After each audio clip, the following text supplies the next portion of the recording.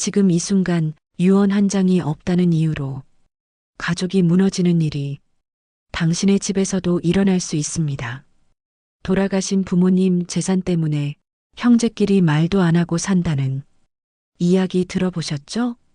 그냥 말 한마디라도 남겼으면 그럼 안 싸웠을 텐데 이런 말 참 많이들 하십니다. 그런데 내 이야기가 될 수 있다는 생각 혹시 해보신 적 있으신가요? 부처님께서는 이별의 순간에도 마지막까지 제자들에게 남길 말을 고민하셨습니다. 삶의 마무리는 말 한마디로 달라질 수 있습니다. 오늘 영상 끝까지 보시면 유언을 준비한다는 게 무서운 게 아니라 당신을 지키는 가장 따뜻한 사랑의 표현이라는 걸 깨닫게 되실 겁니다. 70대 중반의 김노인은 평생 가족을 위해 희생하며 살았어요.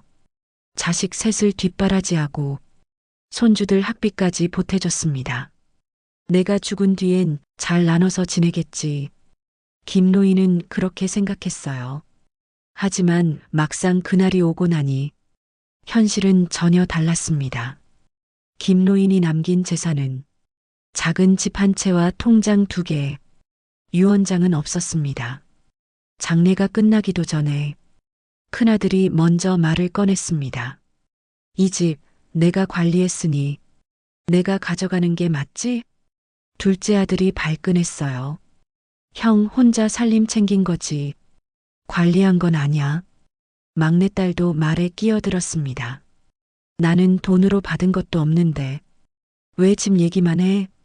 그날 이후 세 형제는 다시는 얼굴을 보지 않았습니다. 법정에 가서야 겨우 해결을 받지만 돌아온 건 씁쓸한 뿐이었죠. 아버지가 한마디만 해줬더라면 우린 이렇게 안 싸웠을 거야. 가족은 원수가 됐고 유산은 증오의 불씨가 됐습니다. 사실 이런 이야기는 우리 주변에서도 자주 들립니다. 형제끼리 소송하고 가족 모임 끊긴 집이 한둘이 아닙니다. 남은 사람들끼리 알아서 하겠지. 이 말이 가장 위험합니다. 정작 남은 사람은 당신의 뜻을 모릅니다. 그러니 마음도 정리도 못한 채 오해가 자라나게 됩니다. 유언장은 돈 얘기가 아닙니다. 내가 마지막으로 가족에게 해주는 안내문입니다. 누가 잘못했다가 아니라 누가 어떻게 살아라. 이 마음을 전하는 방법이죠. 부처님께서는 내가 떠난 후의 일까지 마음 써야 한다고 하셨습니다. 그래야 진정한 이별이라고 말씀하셨습니다. 유언은 단지 법적 문서가 아니라 내 마음의 마지막 정리입니다. 김노인의 자식들은 아버지를 원망하진 않았어요. 그저 이렇게 말했습니다. 마지막으로 한마디만 남겨주셨으면 좋았을 텐데 그 한마디가 모든 갈등을 막았을지도 모릅니다. 여기서 우리가 한 가지를 꼭 기억해야 합니다. 말을 안 하면 오해가 생기고 오해는 결국 상처로 바뀝니다. 부처님은 이별에도 자비가 필요하다고 하셨습니다. 죽음은 끝이 아니라 또 하나의 인연의 시작이다.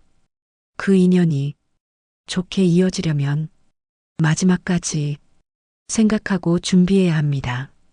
그러면 부처님은 이별을 어떻게 준비하셨을까요?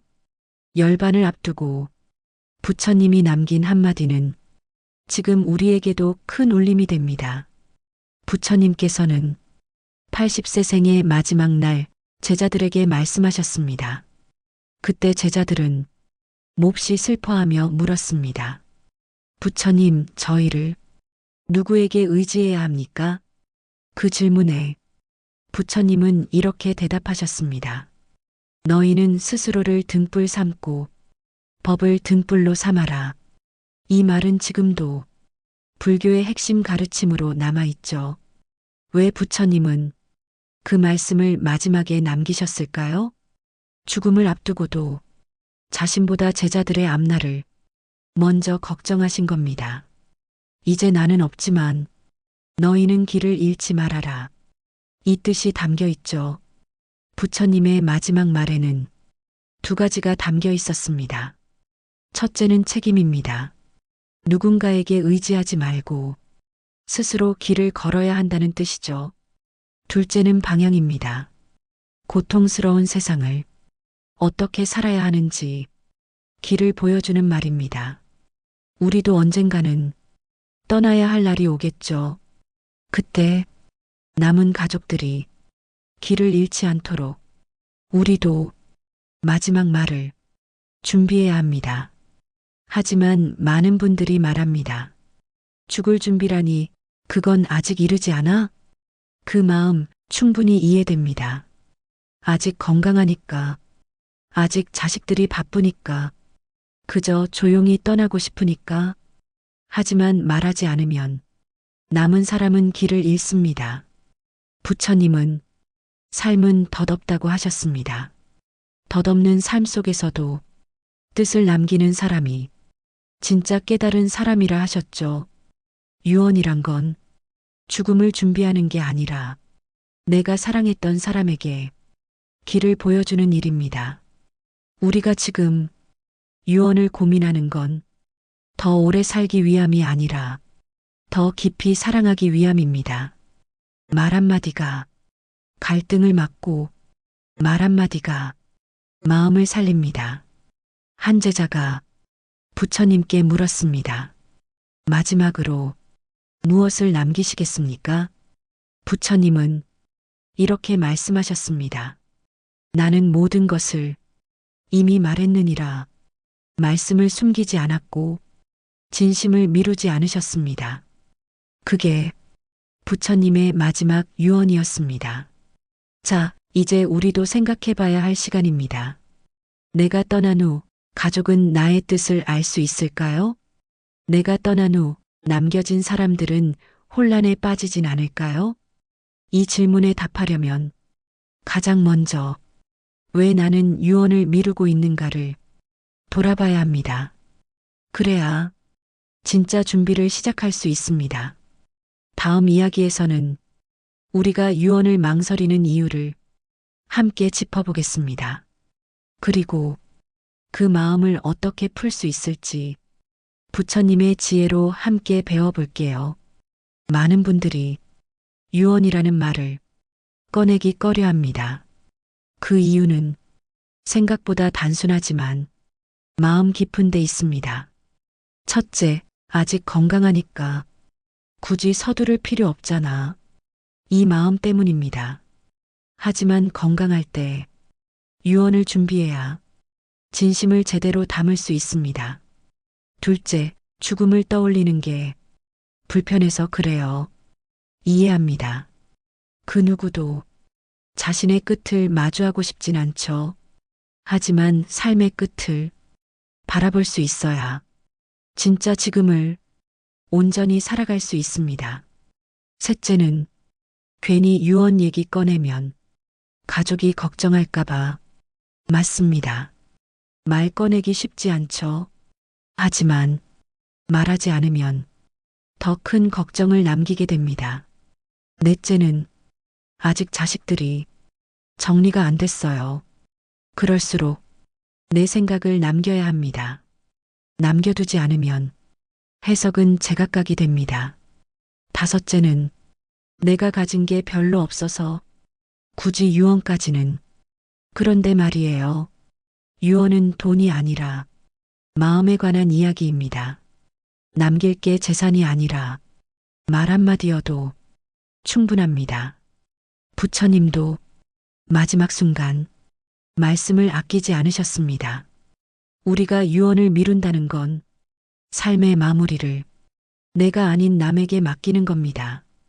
지금 준비하지 않으면 남은 사람은 내 뜻을 몰라서 헤맵니다. 그럼 결국 갈등과 상처가 생기게 됩니다. 유언을 준비하는 건 죽음을 준비하는 게 아니라 살아있는 지금, 사랑을 전하는 일입니다. 부처님은 마음이 떠나기 전에 말로 표현하라고 하셨습니다. 내가 살아있는 지금 할 수 있는 말이 가장 큰 유언입니다. 유언은 결국 내가 어떤 사람으로 기억되고 싶은가를 정하는 일입니다. 그 기억을 내가 직접 만들어야 진짜 의미가 담깁니다. 한 스님이 부처님께 여쭙습니다. 이별을 잘하려면 무엇이 필요합니까? 부처님은 짧게 말씀하셨습니다. 미련 없이 전해라. 지금 그 말 한 줄을 준비해야 합니다. 그래야 남은 사람도 나도 편안해집니다. 다음 이야기에서는 유언이 왜 선택이 아니라 의무가 되는지, 그리고 준비하지 않으면 무슨 일이 생기는지 함께 알아보겠습니다. 70대 초반의 이 여사는 남편 없이 자식 셋을 홀로 키웠습니다. 아들 둘, 딸 하나, 모두 결혼시키고 자신은 작은 아파트에서 조용히 살고 있었죠. 하지만 어느 날 갑작스러운 병으로 의식을 잃고 쓰러졌습니다. 그녀는 병상에서 다시 깨어나지 못했고 결국 말 한마디 남기지 못한 채 세상을 떠났습니다. 그 후 벌어진 일은 생각보다 더 복잡했습니다. 첫째 아들은 엄마가 내게 이 집 맡긴다고 했었지. 둘째 아들은 그건 농담이었잖아. 라고 받아쳤습니다. 딸은 말없이 두 오빠를 바라봤습니다. 결국 셋은 법원에 가서 싸우게 됩니다.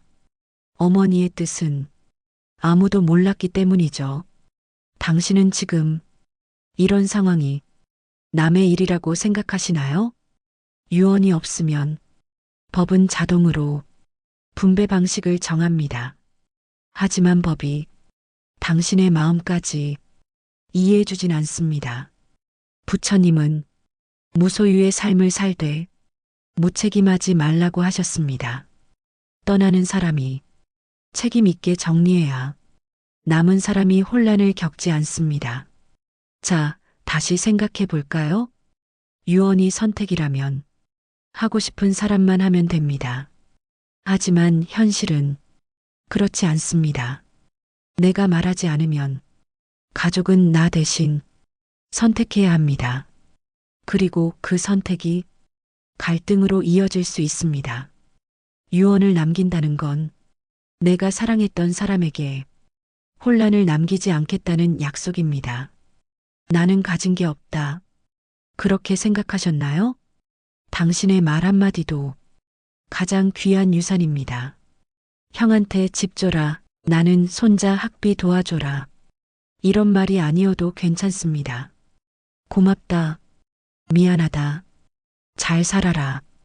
이 세 마디면 충분합니다.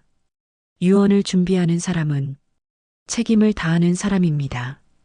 부처님께서도 삶의 마지막까지 말씀으로 책임지셨습니다. 그 책임은 자식에게 유산을 주는 게 아니라 갈등을 막아주는 겁니다. 부처님은 모든 것을 내려놓되 혼란은 남기지 않으셨습니다. 이게 바로 깨달은 자의 마지막입니다. 이제 우리는 어떻게 유언을 준비할 수 있을까요? 법적인 유언 말고도 말로, 글로, 영상으로 남길 수 있는 방법들이 있습니다.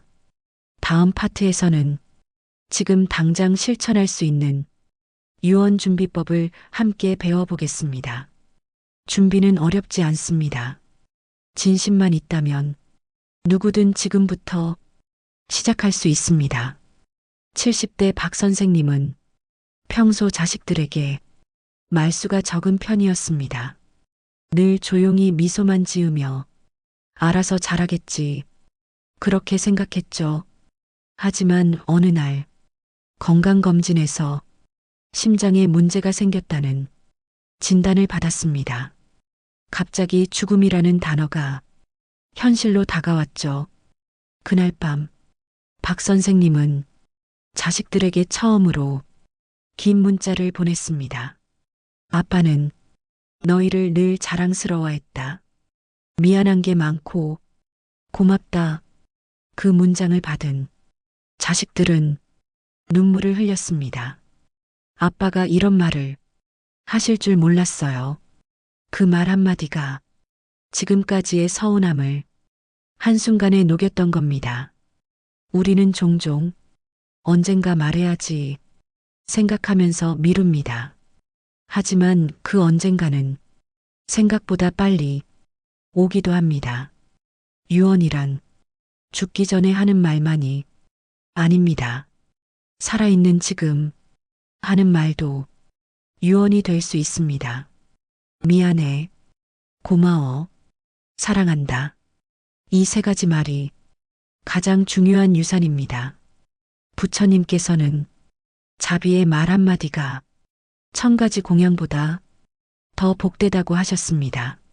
말에는 사람을 살리는 힘이 있습니다. 지금 당신의 마음속에 전하지 못한 말이 있다면 지금이 그 말을 꺼낼 때입니다. 오랜만에 전화해서 잘 지내냐? 이 말만 건네도 됩니다. 함께 밥을 먹으면서 너 덕분에 산다. 이 한마디면 충분합니다. 자식들이 당신의 진심을 모르고 서운해할 수도 있습니다. 그러니 살아있을 때 마음을 보여줘야 합니다. 말을 아끼다 보면 사랑도 멀어집니다. 부처님은 침묵이 필요한 순간과 말이 필요한 순간을 구분하라고 하셨습니다. 지금은 말해야 할 순간입니다. 침묵이 아니라 따뜻한 말이 가정을 지켜줍니다. 유언장이 없어도 매일의 대화 속에 남길 수 있습니다.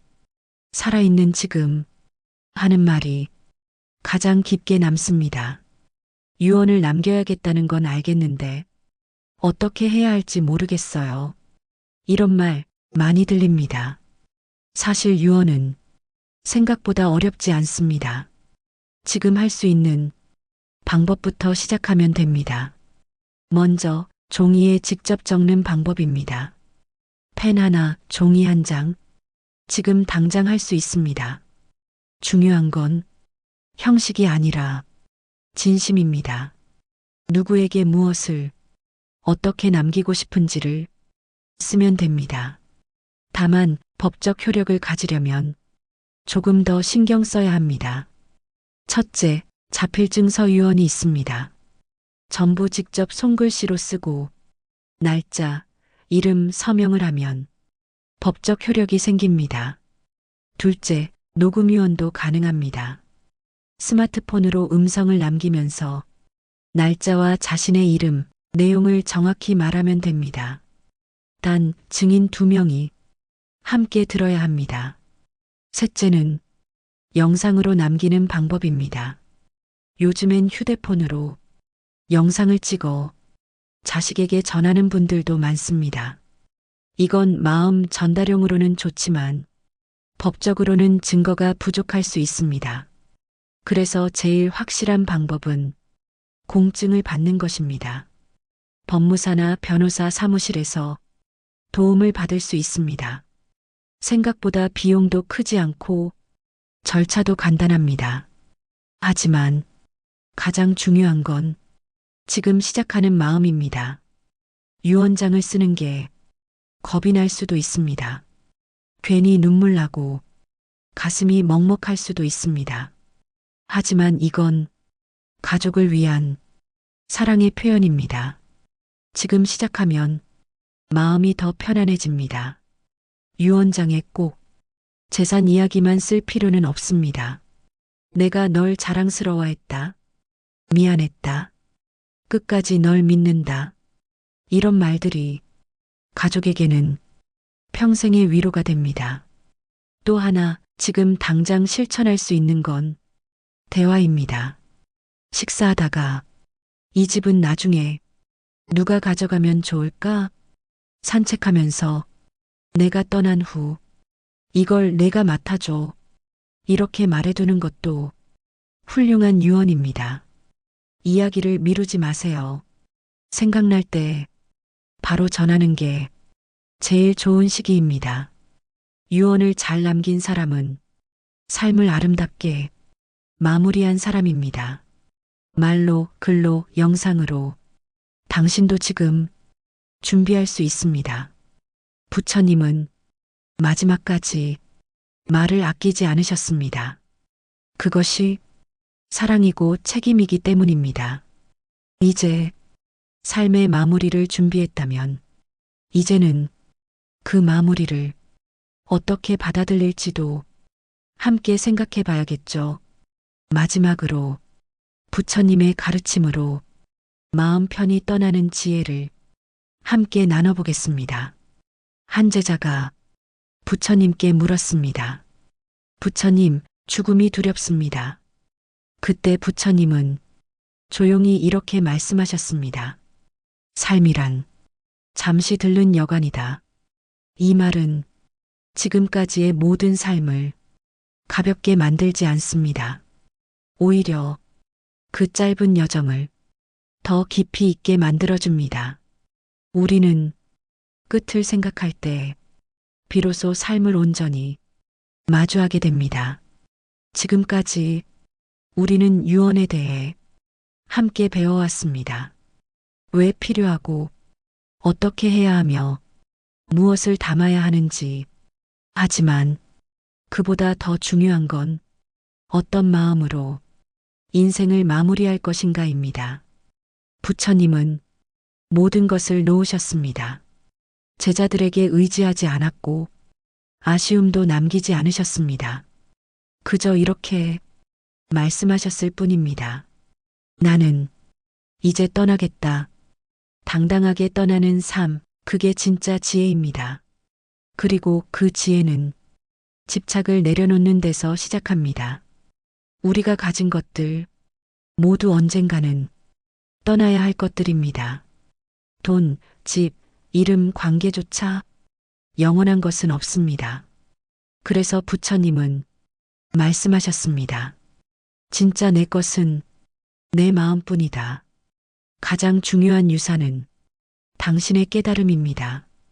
그 마음을 말로 남기고 행동으로 보여주는 것이 진짜 유언입니다. 누군가는 말합니다. 이 나이에 뭘 더 바꾸겠냐? 하지만 지금 이 순간 당신이 한 생각을 바꾸면 남은 삶이 달라질 수 있습니다. 자식에게 말해주세요. 나는 준비하고 있다. 너는 걱정하지 마라. 이 말 한마디가 가족에게 큰 위로가 됩니다. 그리고 스스로에게도 이렇게 말해주세요. 나는 잘 살아왔다. 삶의 끝은 슬픔이 아니라 감사의 시간입니다. 오늘까지 살아낸 당신에게 부처님도 미소 지으실 겁니다. 지금까지 영상을 함께 해주셔서 감사합니다. 마지막으로 이 말씀을 드리고 싶습니다. 남기고 떠나야 남지 않습니다. 지금 떠오른 사람이 있다면 이 영상을 꼭 공유해 주세요. 혹시라도 유언 이야기를 어색해서 못 꺼내셨다면 이 영상을 통해 대화를 시작해 보세요. 구독, 좋아요, 알림 설정은 더 깊은 지혜를 전해드립니다.